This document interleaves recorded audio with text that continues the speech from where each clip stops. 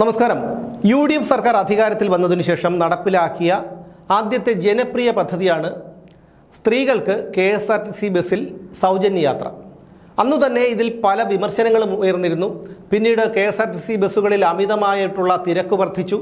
യാതൊരു ജോലിയും കൂലിയുമില്ലാത്ത സ്ത്രീകൾ പോലും സൗജന്യ യാത്ര മുതലാക്കാനായി ബസ്സുകളിൽ കയറി യാത്ര ചെയ്യുന്ന പല വാർത്തകളും സംസാരങ്ങളും ഒക്കെ പുറത്തു വന്നു. അപ്പോഴും ഉയർന്നിരുന്ന ഒരു വിമർശനം, സ്ത്രീകൾക്ക് ഇത്തരത്തിൽ സൗജന്യ യാത്ര കൊടുക്കുന്നതിൽ യാതൊരു എതിർപ്പുമില്ല ആർക്കും. പക്ഷേ അത് സാമ്പത്തിക സ്ഥിതിയുള്ളവർക്കും അല്ലെങ്കിൽ 10,000 ശമ്പളം വാങ്ങുന്ന സർക്കാർ സ്വകാര്യ മേഖലയിലെ ജീവനക്കാർക്കും ആകാതെ സാധാരണ ദാരിദ്ര്യരേഖയ്ക്ക് താഴെയുള്ള ആൾക്കാർക്കായിരിക്കണമെന്ന് പല അഭിപ്രായങ്ങളും ഉയർന്നു വന്നിരുന്നു. വീട്ടുജോലിക്കായി നഗരത്തിൻ്റെ പ്രാന്തപ്രദേശങ്ങളിൽ നിന്ന് വരുന്ന സ്ത്രീകൾക്കും കശുവണ്ടി തൊഴിലാളികൾക്കും അതുപോലെ വിദ്യാർത്ഥികൾക്കുമൊക്കെയാണ് ഈ സൗജന്യം കൊടുത്തിരുന്നതെങ്കിൽ ആരും ഇതിന് എതിർക്കില്ലായിരുന്നു. പക്ഷേ ഇതങ്ങനെയല്ല. എല്ലാ സ്ത്രീകൾക്കും സൗജന്യ യാത്രയാണ് സർക്കാർ വാഗ്ദാനം ചെയ്തത്. അത് നടപ്പിലാക്കുകയും ചെയ്തു. 100 ദിവസത്തേക്ക് പരീക്ഷണാർത്ഥമാണ് ഈ സൗജന്യ യാത്ര കൊടുക്കുന്നത്. അതിനുശേഷം ഇതിൽ എന്ത് മാറ്റമാണ് വരുത്തേണ്ടത്, മറ്റുള്ള ബസ്സുകളിലേക്കുമൊക്കെ ഇത് വ്യാപിപ്പിക്കണോ എന്നുള്ള കാര്യമൊക്കെ തീരുമാനിക്കും. എന്തായാലും ഇത് സർക്കാരിന് വലിയ രീതിയിലുള്ള ദോഷമാണ് ചെയ്തത്. 2 തരത്തിൽ. ഒന്ന്, സാമ്പത്തിക നഷ്ടമുണ്ടാക്കി. രണ്ടാമത്തേത്, ഈ പറയുന്ന അമിതമായിട്ടുള്ള തിരക്ക് ബസ്സുകളിൽ വർദ്ധിച്ചു. ഇതുകൂടാതെ സ്വകാര്യ ബസ് ഉടമകളുടെയും ജീവനക്കാരുടെയും ഒക്കെ ഒരു അതൃപ്തിയും സർക്കാരിന് ഏറ്റുവാങ്ങേണ്ടി വന്നു. കഴിഞ്ഞ ദിവസം എന്നെ സുശീല എന്ന് പറയുന്ന ഒരു അമ്മ വിളിച്ചിരുന്നു. അവരൊരു വീട്ടുജോലിക്ക് പോകുന്ന ഒരു സ്ത്രീയാണ്. 65 വയസ്സോ മറ്റോ അവർക്കായി. നെയ്യാറ്റിൻകരയ്ക്ക് അപ്പുറത്തോ എവിടെയാണ് അവരുടെ വീട്. അവർ എന്നോട് പറഞ്ഞ കാര്യം തീർത്തും ഗൗരവമുള്ളൊരു കാര്യം തന്നെയാണ്. എന്താണ് പറഞ്ഞതെന്നുള്ള കാര്യം ഞാൻ നിങ്ങളെ കേൾപ്പിക്കാം. ഹലോ സാർ, ഞാനിപ്പോൾ സാറിൻ്റെ ഒരു വാർത്ത കണ്ടുകൊണ്ടിരിക്കുന്നത്. സാറിൻ്റെ വാർത്ത സ്ഥിരം കാണുന്ന ഒരാളാണ്. എന്താണ്, എവിടുന്നാ വിളിക്കുന്നത്? ഞാൻ നെയ്യാറ്റിൻകര. എൻ്റെ പേര് സുശീല. ഞാൻ ഒരു വീട്ടുജോലിക്ക് പോകുന്ന ഒരു സ്ത്രീയാണ്. 65 വയസ്സായി, വിധവയുമാണ്. പക്ഷെ വീട്ടുജോലിക്ക് പോകുമ്പോൾ എനിക്ക് 120 രൂപ ദിവസം, അതായത് നെയ്യാറ്റിൻകര കാലടിയിൽ പോകണം. നെയ്യാറ്റിൻകര പഴയടയാണ് എൻ്റെ വീട്ടിൽ. 120 രൂപയ്ക്കകത്ത് ബസ്സിന്. അപ്പൊ ഇപ്പോഴത്തെ ഈ സർക്കാർ വന്നപ്പോൾ ഈ ഫ്രീ തന്നത് വളരെ ഉപകാരമാണ്. പക്ഷെ ഒരു കാര്യം ഈ സർക്കാർ ചെയ്യേണ്ടത്, സാറിന് വാർത്ത കൊടുക്കണം, സർക്കാർ ചെയ്യേണ്ടത് 60 വയസ്സ് കഴിഞ്ഞ നിർധനരായ പാവപ്പെട്ട സ്ത്രീകൾക്കും പുരുഷന്മാർക്കും പഠിക്കുന്ന മക്കൾക്ക് മാത്രമായിരിക്കണമായിരുന്നു. ഇതിപ്പോൾ ഞങ്ങൾ ഈ പ്രായം ചെന്ന സ്ത്രീ, ഞാൻ 65 വയസ്സ് സാറിന് ഊഹിക്കാന്നുള്ളതേ ഉള്ളൂ. അപ്പോൾ ഇതുപോലെ എന്നെക്കാളും പ്രായം കൂടിയവരും വരുന്നുണ്ട് വീട്ടു ജോലിക്ക് പോകാൻ. എന്തെങ്കിലും ചാലയിൽ നിന്ന് വല്ല മുളകോ പച്ചമുളകോ 5-6 ഹോട്ടലൊക്കെ വെച്ച് വിൽക്കുന്ന ആൾക്കാരൊക്കെ ഉണ്ട്. ഞങ്ങളെപ്പോലെ ഉള്ളവർ ആ ബസ്സിനകത്ത് കയറി കാല് കുത്തി നിൽക്കാൻ പോലും ഒരു നിവൃത്തി ഇല്ലാത്ത അവസ്ഥ. ഭയങ്കര ഏത് സമയം കയറിയാലും ഒരു സ്വസ്ഥതയും സമാധാനം ഇല്ല. അടിയും ചവിട്ടും. ഒറ്റ പിള്ളേർ എണീറ്റ് പോലും തരില്ല. ഇന്ന് ഞാൻ ആ ബസ്സിനകത്ത് വീഴുകയും ചെയ്തു. നെയ്യാറ്റിൻകര കളിക്കുള്ള ബസ്സിനകത്ത്. മനസ്സിലായ, എന്നെ പിടിച്ചെണീപ്പിക്കുന്ന ഒരു വലത് കൈയും വലത് കാലും എനിക്ക് തീരെ വയ്യാത്തതാണ്. സ്വാധീനമൊക്കെ ഉണ്ട്, പക്ഷെ വയ്യായ്മയാണ്. അപ്പോൾ ഞാനിന്ന് അവിടെ വീണിട്ട് പോലും ആരും പിടിച്ചടക്കാൻ പോലും ഇല്ല. അത്രമാത്രമാണ് ഉച്ചയ്ക്ക് 2:30 മണിക്കുള്ള ബസ്സിൻ്റെ അവസ്ഥ.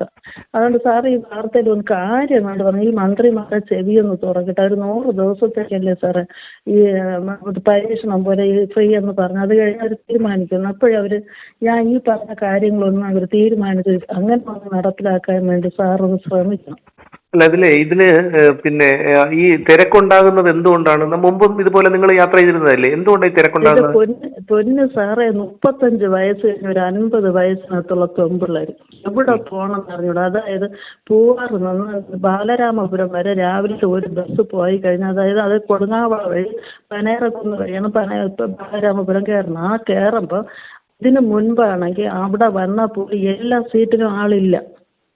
ഇന്ന് പൂവാറിന്ന് ഈ പഴയ കട വന്നാൽ ഞങ്ങൾക്ക് ഇരിക്കാൻ സീറ്റില്ല.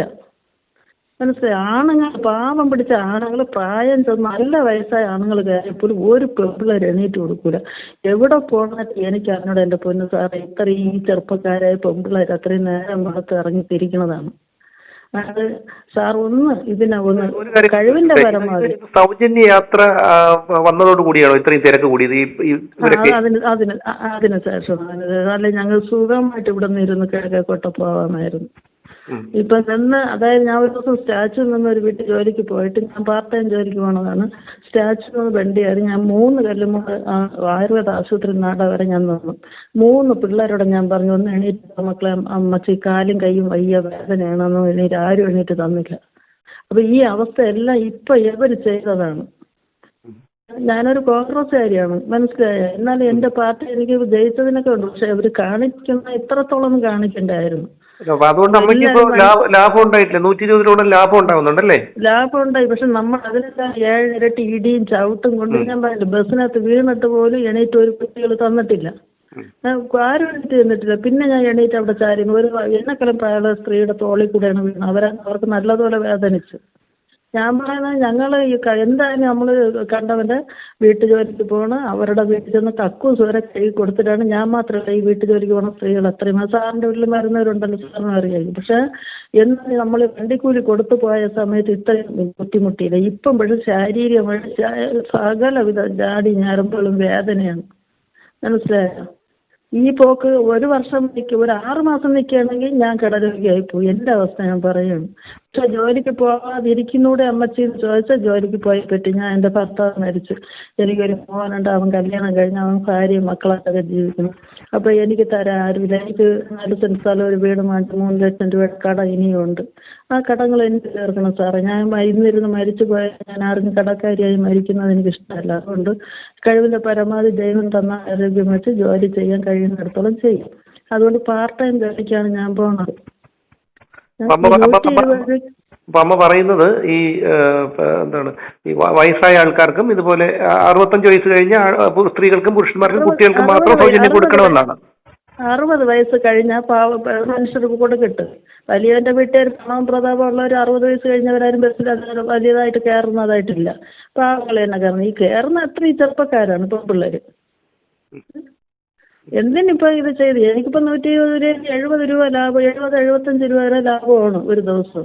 ബാക്കി ഞാൻ അവിടെ നിന്ന് പ്രൈവറ്റ് ബസ്സിലാണ് കയറുന്ന. കിഴക്കേക്കോട്ട നിന്ന് സ്റ്റാച്യൂവിൽ ഇറങ്ങണമെങ്കിൽ നമുക്ക് അങ്ങോട്ട് സിറ്റി പാസ്റ്റേ കിഴക്കേക്കോട്ട കാണാനുള്ളൂ.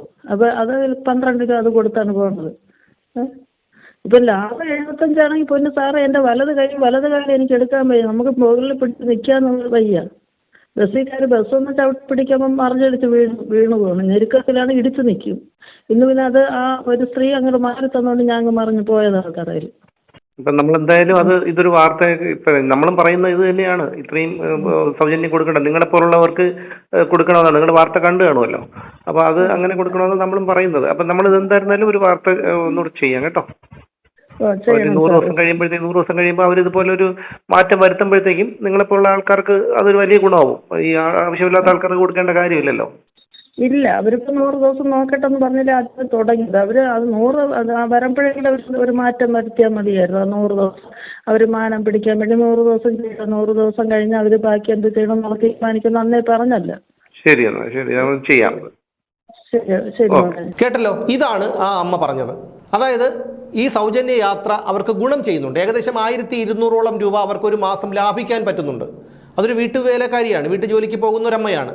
പക്ഷേ 10,000 ശമ്പളം വാങ്ങുന്നവർക്ക് ഇത്തരത്തിൽ സൗജന്യം കൊടുക്കരുത് എന്നാണ് ആ അമ്മ പറയുന്നത്. പലരും സീറ്റുകളിൽ നിന്ന് എണീറ്റ് പോലും കൊടുക്കുന്നില്ല, അവർക്ക് ശാരീരികമായ അവശതകളുണ്ട്, എന്നിട്ട് പോലും ഇത് എണീറ്റ് കൊടുക്കുന്നില്ല എന്നൊക്കെയാണ് ആ അമ്മ പരാതിപ്പെടുന്നത്. ഇത് തീർച്ചയായും 100 ദിവസങ്ങൾ കഴിയുമ്പോൾ സർക്കാർ ഇതിനൊരു മാറ്റം വരുത്തും, അല്ലെങ്കിൽ ഇത് കൂടുതൽ പദ്ധതികളിലേക്ക് വ്യാപിപ്പിക്കും, ബസ്സുകളിലേക്ക് വ്യാപിപ്പിക്കും എന്നൊക്കെയാണെന്ന് പറഞ്ഞത്. അതുകൊണ്ട് തന്നെ സർക്കാർ കാര്യമായിട്ടുള്ള ഒരു മാറ്റം കൊണ്ടുവരാൻ തയ്യാറാകണം. 10,000-ങ്ങളും ലക്ഷങ്ങളും ശമ്പളം വാങ്ങുന്ന സ്ത്രീകൾക്കും സാമ്പത്തികമായി ഉന്നത നിലയിലുള്ളവർക്കും ഇത്തരത്തിൽ സൗജന്യ യാത്ര നൽകരുത്. അത് വീട്ടുജോലിക്കാർക്കും അല്ലെങ്കിൽ കശുവണ്ടി തൊഴിലാളികൾക്കും വിദ്യാർത്ഥികൾക്കും മാത്രമായി ചുരുക്കണം. അല്ലെങ്കിൽ ഇനിയും ഇതുപോലെ സാമ്പത്തിക നഷ്ടം സർക്കാരിനുണ്ടാകും എന്നു മാത്രമല്ല, അത് വലിയ വിമർശനങ്ങൾക്കിടയാക്കും. സ്വകാര്യ മേഖലയിൽ, ബസ് മേഖലയിൽ പണിയെടുക്കുന്നവരുടെ അതൃപ്തിക്ക് കാരണമാകും. ഇത്രയും കാര്യങ്ങൾ എങ്ങനെയൊക്കെ സ്ത്രീകളെ ഇത്തരത്തിൽ പ്രലോഭിപ്പിച്ചു കൊണ്ടുപോയാലും അടുത്ത തെരഞ്ഞെടുപ്പ് വരുമ്പോൾ ഇതൊന്നും അവരുടെ മനസ്സിലുണ്ടാകില്ല. അവരുടെ മനസ്സിലുണ്ടാകുന്നത് സർക്കാരിൻ്റെ ഭാഗത്ത് നിന്ന് വന്ന എന്തെങ്കിലും വീഴ്ചകളൊക്കെ ആയിരിക്കും. അതുകൊണ്ട് പരീക്ഷണാർത്ഥം 100 ദിവസമാണ് ഈ പദ്ധതി നടപ്പിലാക്കിയിട്ടുള്ളത്. അതുകൊണ്ട് തന്നെ 100 ദിവസം കഴിഞ്ഞ് ഈ പദ്ധതിക്ക് ഒരു മാറ്റം വരുത്തുമ്പോൾ അത് ഇത്തരത്തിലുള്ള ദാരിദ്ര്യരേഖയ്ക്ക് താഴെയുള്ളവർക്ക് വേണ്ടി മാത്രമായി ചുരുക്കണം. ഇല്ലെങ്കിൽ ഇത് സർക്കാരിന് വലിയ ദോഷം ചെയ്യുമെന്നുള്ള കാര്യത്തിൽ യാതൊരു തർക്കവുമില്ല.